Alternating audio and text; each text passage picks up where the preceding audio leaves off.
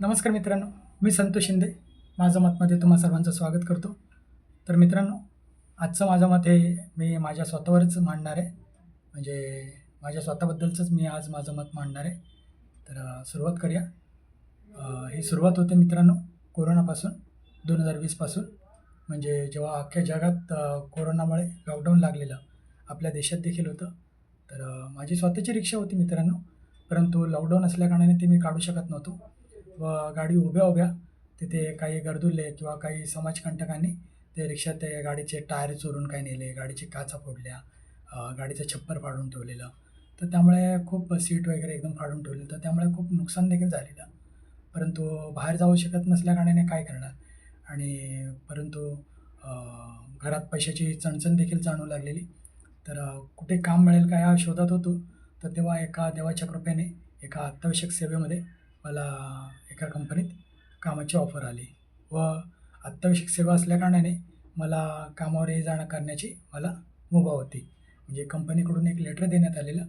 त्या लेटरमध्ये त्या लेटरमुळे मला रेल्वेचा पास आणि बसने प्रवास करायची मुभा मिळाली. तर सुरू होतं सगळं. कामाला ये-जा सुरू होती म्हणजे 2 पैसे आपले घरी यायला लागलेले. तर त्यामुळे थोडंफार आपलं चालत होतं. तर सुरुवातीला जेव्हा रेल्वेतून प्रवास व्हायचा, तेव्हा मित्रांनो मी विंडो सीटवरून प्रवास करायचो. कारण लोकल एकदम खाली होती. लॉकडाऊन असल्याकारणाने पब्लिकला, बाकी सामान्य लोकांना ते परवानगी नव्हती. तर त्यामुळे तेव्हा प्रवास माझा एकदम विंडो सीटवरून व्हायचा. परंतु हळू-हळू जसे नियम शिथिल होत गेले व इतर लोकांना देखील मुभा मिळायला लागली. मग तसं करता-करता रेल्वेत गर्दी वाढायला लागली आणि जे मी सुरुवातीला जे विंडो सीटवर बसायचो, ते करत-करत मी 3ऱ्या-4थ्या सीटपर्यंत मी येऊन पोहोचलो. म्हणजे एका अर्थी मित्रांनो मी थोडा संथ असल्याकारणाने म्हणजे सुरुवातीपासून माझी सवय होती, की रेल्वे संपूर्ण प्लॅटफॉर्मवर थांबल्याशिवाय चढायचं नाही. तर त्यामुळे होतं कसं, की गर्दीच्या वेळेला लोकं गाडी थांबायच्या अगोदरच लोकं आतमध्ये चढलेली असतात. तर त्यामुळे मग विंडोची सीट मला पहिला खाली असताना मिळायची. ती नंतर आम्ही 3ऱ्या-4थ्या सीटपर्यंत जाऊन पोहोचलो. काही अतिश्रीमंत लोक जे कोरोनामध्ये जरा कमी श्रीमंत राहिलेले, तर त्यांच्यासाठी एसी लोकल सुरू केल्या आणि एसी लोकल सुरू झाल्यानंतर मग तो इफेक्ट साध्या गाडीवर पडायला लागला. म्हणजे गर्दीच्या वेळेस जेव्हा एसी गाडी येते, तर तेव्हा तिच्या मागून जे 4 गाड्या येतात साध्या लोकल, त्यांना तुडुंब गर्दी असायची. तर त्यामुळे मग सीटचं लांबच राहिलं. परंतु मधी-मधी कधी 2 सीटच्या मध्ये कॉरिडॉरमध्ये उभं राहायचं किंवा 2 दरवाजांच्या मध्ये असं व्हायला लागलं. परंतु होत होता, प्रवास होत होता. काम चालू होतं. तर ठीक-ठाक चाललेलं सगळं. परंतु नंतर मग अजून मग 22-23 नंतर वंदे भारत सुरू झाली.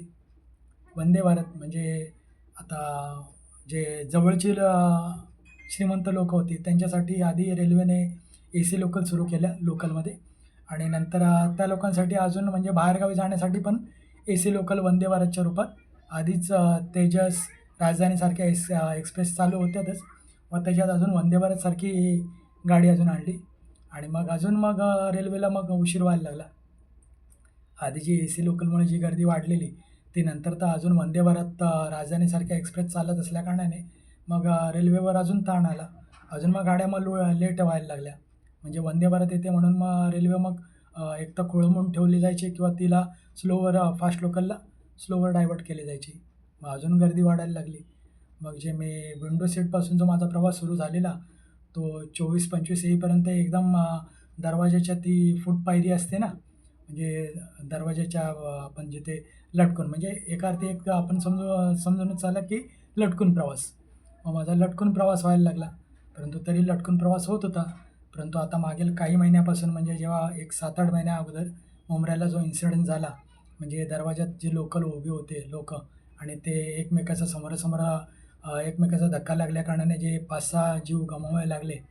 तर त्यामुळे मग रेल्वेने आता बंद दरवाजाची गाडी ही संकल्पना पुढे आणलेली आहे व येत्या काही 1-2 महिन्यात म्हणजे आता फेब्रुवारी संपत आलेलं आहे. तर मार्च-एप्रिलपर्यंत ती 1-2 गाड्या रेल्वेमध्ये त्या ताफ्यात दाखल होणार आहेत असं कळतं. तर आता मित्रांनो अजून आता पंचाईत झाली आहे, की आता जे मी दरवाजापर्यंत जे विंडोपासून जे दरवाजापर्यंत जो माझा प्रवास आलेला, तर तो आता जर बंद दरवाजाच्या गाड्या आल्या, म्हणजे तर माझा तिथून पण माझी विकेट पडल्यागत जमा आहे. म्हणजे तिथे पण मग मला आता रेल्वेत चढताच येणार नाही. मग आता असं वाटतंय मला, की मला सगळा बोरिया बिस्तरा मुंबईतून बांधून परत गावची वारी धरावी लागते असं मला वाटतं आहे. तर तुमचं काय मत आहे याबद्दल हे मला कमेंट बॉक्समध्ये अवश्य कळवा. व असेच माहितीपूर्ण व वेगवेगळ्या विषयावर मत मांडणार आहोत आपण. तर चॅनलला लाईक, शेअर व सबस्क्राईब अवश्य करा. नमस्कार.